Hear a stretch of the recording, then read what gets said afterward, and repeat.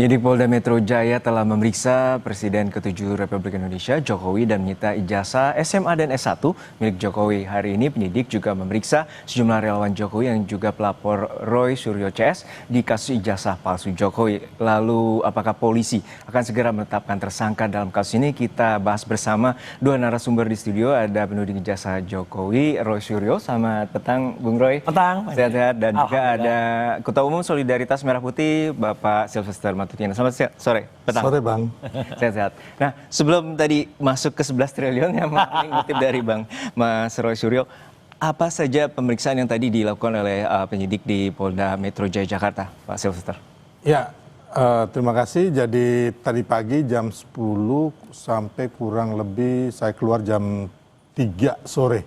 6 jam ya? Hampir 5 jam? Hampir 5 jam. Saya kurang lebih hampir 46 pertanyaan ya.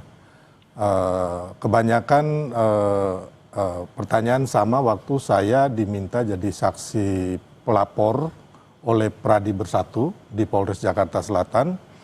Intinya penyidik menanyakan kejadian yang waktu itu saya ada bersama Mas Roy di beberapa syuting di media ya. Terus video-videonya ini bagaimana, jadi saya menjawab apa yang saya ketahui, termasuk apa yang saya alami dan saya lihat. Ya intinya bahwa saya tidak melebih-lebihkan, tidak mengurangi apa yang saya tahu, saya jawab tadi waktu penyelidikan oleh Polda Metro Jaya lah. Gitu. Penyidikan, maaf. Dari 46 pertanyaan, apa yang paling krusial dari pertanyaan penyidik? Ya intinya bahwa para penuntut ijazah palsu Pak Jokowi ini kan mengatakan bahwa ijazah Pak Jokowi palsu. Ada yang mengatakan 99,9%, ada yang 11 triliun, ada yang 100% asli.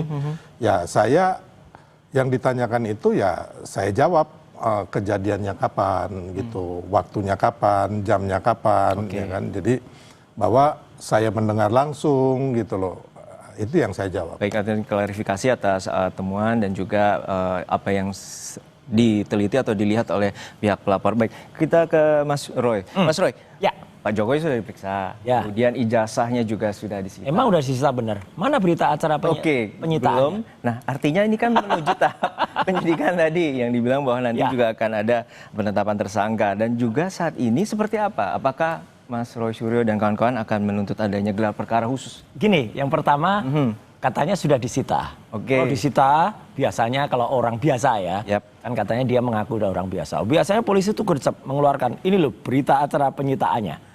Nah, sampai dengan hari ini belum ada. Katanya kan menyita 2 ijazah.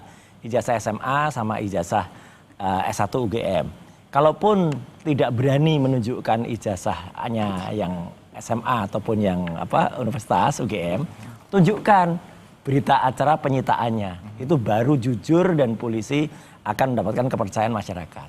Kalau hanya begitu kan nggak ada. Apalagi kemarin di Polresta Solo ya, ketika diperiksa di ruangan yang sangat mewah itu, ya judulnya aja lounge, ya. Jadi ini loh, sekali lagi publik harus tahu pemeriksaannya itu bukan di ruang penyidikan, tapi di lounge Polresta Solo yang sangat mewah, ya gitu. Jadi ada sofa, kemudian itu kan pertanyaan masyarakat. Nih komentar, saya hanya baca komentar saja masyarakat tuh, gila pemeriksaannya kayak gitu ya. Itu pemeriksaan atau pijat gitu ya, gitu. Jadi artinya kan tidak clear. Baru saja diperiksa. Mungkin kita tanya langsung ke Pak. Kalau Pak Silvester diperiksa lain gitu. Saya diperiksa di tentu pasti ditanya oleh ruang yang sempit ya. Dan saya pikir saya juga pernah diperiksa di ruang yang bagus juga. Dengan kasus-kasus lain. Dan bukan hanya Pak Jokowi, itu sekedar teknis. Tapi kan kita kembali lagi, marilah substansinya apa yang memang menurut saya sampai saat ini apa yang dilakukan oleh Polda Metro Jaya dan Barreskrim itu sudah sesuai dengan undang-undang yang berlaku. So ijazah tadi sudah juga dikonfirmasi ulang juga oleh sudah disita, tapi intinya memang belum ditunjukin karena tidak ada konferensi pers waktu itu oleh Polda Metro Jaya dan Polres Surakarta. Jadi waktu konferensi pers kan hanya Pak Jokowi dan tim hukum. Jadi saya pikir menurut saya ini tidak usah dipersoalkan, kan nggak mungkin juga itu ijazah itu nggak disita gitu loh. Tapi kalau kan ini kan udah di-announce oleh seorang mantan presiden, terus yang teman-teman di sana, jadi menurut saya sih itu clear bahwa itu sudah disita, intinya itu. Artinya sebelum ada BAP dan juga nanti perlu pembuktian, apakah juga gelar perkara ini jadi jawaban? Oh iya, karena apa? Karena selama ini yang kita lihat ya, Polda ini mengulangi kesalahan atau mengulangi cacat yang terjadi pada Bareskrim. Artinya gelar perkaranya tidak terbuka, sepihak, kemudian tidak clear, apa-apa tidak tertunjukkan pada masyarakat. Ya wajar lah masyarakat bertanya, satu soal launch tadi. Yang kedua soal pemeriksaan di Solo kemarin pun kan jadi pertanyaan. Pemeriksaan kalau sesuai dengan skep atau keputusan Kapolri itu boleh diperiksa di tempat yang bersangkutan. Kalau sakit, tidak memungkinkan untuk berjalan, tidak memungkinkan untuk pindah, sehingga dia mungkin sakit atau mungkin tambah. Tapi mungkin terkait dengan domisili? Enggak ada loh. Kalau gitu biar nanti Bang Resmon juga minta. Kalau gitu saya akan minta diperiksa di Baligo. Iya, di Balige. Kemudian saya akan minta diperiksa di Jogja aja lah gitu misalnya. Jadi ini menunjukkan cara-cara yang tidak bagus ya. Bukan sifat seorang tidak bisa diteladani. Apalagi kemarin kalau dikatakan Mas tadi kan mengatakan itu sudah dikatakan. Ya, jadi nggak mungkin lah kalau kata Bang Silves tadi Pak Jokowi bilang kok itu nggak dipercaya. Loh, beliau saja itu sudah dilaporkan sekarang di Polda DIY. Kebohongan Jokowi itu dilaporkan oleh Silves gitu. Kan dilaporkan Pak Resmon gitu ya. Jadi artinya kan ya sudah, apa yang dia omong A kan bisa juga kiri, sen kiri belok kanan. Sudah tapi belum. Nah kayak gitu, tapi iyalah biarkan. Tapi satu lagi yang penting. Kalau saya sih koreksi dikit Bang Silves, saya sih jarang mengucapkan sekian ribu triliun ya. Saya selalu mengatakan saya tidak boleh mendahului Tuhan, ya kita tidak boleh mendahului Allah. Karena apa? Saya selalu mengatakan 99,9% gitu. Nah, jadi kalau di atas itu ya mungkin Bang Silves sudah merasa di atas Tuhan tadi. Ya Bang Silves, bahwa untuk saat ini bahwa penyidikan atau polisi masih bekerja dan juga ada tuntutan untuk gelar perkara khusus. Lalu tanggapan Anda seperti apa? Ya nggak ada masalah kalau memang itu dimungkinkan oleh penyidik di Polda Metro Jaya dan itu buat kebaikan, kenapa tidak gitu loh. Dan memang ini menurut saya memang tempat yang buat Mas Roy dan kawan-kawan ini bisa melakukan argumentasi di situ ya dengan bukti-bukti yang mereka punyai. Tapi kembali lagi Mas Roy dengan tidak mengurangi rasa hormat saya, sampai saat ini saya mengatakan bahwa bukti-bukti yang diajukan Mas Roy dan kawan-kawan ini nol atau zong. Itu yang meyakinkan bahwa Anda menyebut 11 triliun tadi? Ya, kenapa?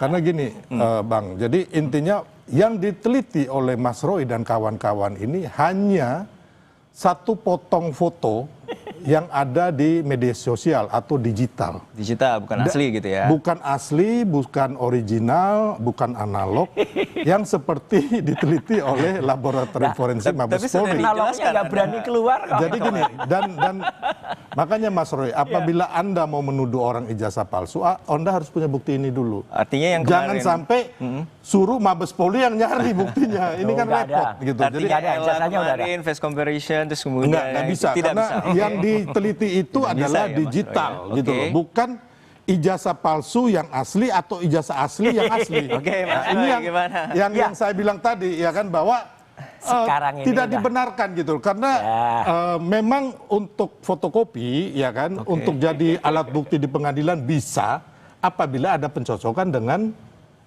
yang asli. Itu ada. Tapi kalau dari awal diteliti ini hanya fotokopi, kita ini membohongi rakyat gitu. Nggak ada. Ini asli seperti apa? Inilah kemajuan teknologi. Ya, kalau kemajuan teknologi itu misalnya apa? Misalnya ijazah itu belum berani dikeluarkan yang asli. Kan selama ini nggak berani dikeluarkan. Sampai gelar perkara khusus pun ini masyarakat harus tahu. Ijazah asli itu tidak pernah ditunjukkan. Ya, tidak pernah keluar. Alasannya nanti bersidangan. Persidangan yang mana? Kalau persidangannya yang ada di Bareskrim itu naik ke persidangan, itu baru akan keluar. Tapi kalau yang ini udah ada cara. Pemeriksaan harusnya di Jakarta saja di Polda Metro, takut pemeriksaannya kemudian di Polresta Solo, nggak kelihatan. Kan seperti contoh di Polda Metro tuh, meskipun dilipet-lipet kan kelihatan ijazahnya. Kalau ini enggak gitu. Jadi Oke. Kita lanjutkan kembali di jeda Kompas Petang untuk Mas Rosiro dan Bang Silvester hanya di Kompas Petang.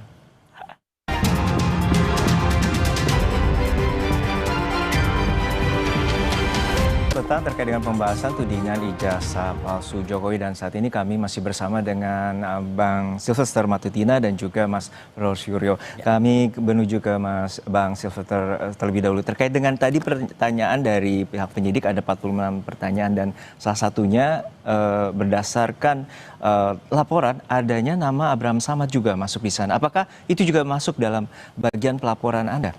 Oh enggak, kalau yang Bang Abraham Samad enggak. Kebetulan yang itu kan Bang Roy, yang intinya waktu itu menjadi narasumber di berbagai media lah, dan itu kita langsung berhadapan. Dan kebetulan yang melapor itu ada di tempat juga. Jadi mereka jadi saksi melihat langsung, bukan lagi dari tayangan di video. Jadi intinya bahwa ya saya menjawab apa yang terjadi, yang saya lihat dan bukan saya rasakan lah, intinya yang saya lihat, saya dengar gitu. Oke, untuk Mas Suryo, bahwa ini ada nama-nama, ada 12 nama yang kemungkinan besar juga akan menjadi masuk dalam tahap penyidikan dari pihak kepolisian. Apakah ini juga bagian yang seperti yang bilang kriminalisasi? Betul, jadi ini akan menjadi catatan yang sangat tidak bagus ya untuk pemerintahan ini. Kalau saja seperti Bang Abraham Samad, kemudian juga Bang Michael Sinaga, kemudian ada juga satu Bang Ian, ya panggilannya Ian itu. Terus satu lagi yang saya juga malah nggak ngerti itu kok bisa masuk, karena saya nggak pernah ketemu, jarang Bang Aldo ya, Babe Aldo. Itu juga masuk. Jadi di antara 12 nama itu ada 3 klaster kalau menurut saya. Klaster untuk peneliti, saya RRT ya, saya Dr. Ismon dan Dr. Tifa. Kemudian ada dari kelompok TPUA, ya, kemudian ada media. Kalau sampai media itu kemudian dikriminalisasi di tahun ini baru sejarah bagi Indonesia, ya, karena media saja bisa dikriminalisasi, gitu loh. Kemudian kalau sampai kami para peneliti itu dikriminalisasi, waduh, itu juga catatan buruk bagi pemerintahan ini. Jadi ini harus hati-hati sebenarnya. Polisi itu harus disadari atau tidak, dia justru akan memperburuk citra Republik ini, apalagi kalau sampai para ulama itu juga dikriminalisasi. Jadi artinya itu yang terjadi. Ini Mas Roy udah terlalu jauh dan terlalu ngawur ya menurut saya. Karena gini, nggak mungkin juga ada kriminalisasi terhadap ulama, termasuk kepada insan pers dan media. Belum ada ya yang kayak Kompas atau TV One atau apapun lah teman-teman wartawan itu yang dikriminalisasi di kasus ini atau yang lainnya. Jadi mungkin gini, kayak Abraham sama terus sama siapa Sinaga itu, ya kan, itu kan udah jelas-jelas bagaimana mereka podcast menyerang, ya kan, memutarbalikkan fakta, ya kan, memfitnah, dan kita lihat itu kan terjadi juga waktu Bambang Tri dan Gus Nur. Podcastnya akhirnya masuk penjara. Catatan buruk Republik ini karena pelaporan-pelaporan yang nggak jelas itu. Baik, kita nantikan bagaimana polisi dapat menemukan bukti dan juga mengakhiri dari kasus tudingan ijazah Jokowi. Terima kasih Bapak-bapak, Silvester Matutina. Terima kasih. 11.000 triliunnya tadi. Terima kasih. Oke, makasih. Selamat petang.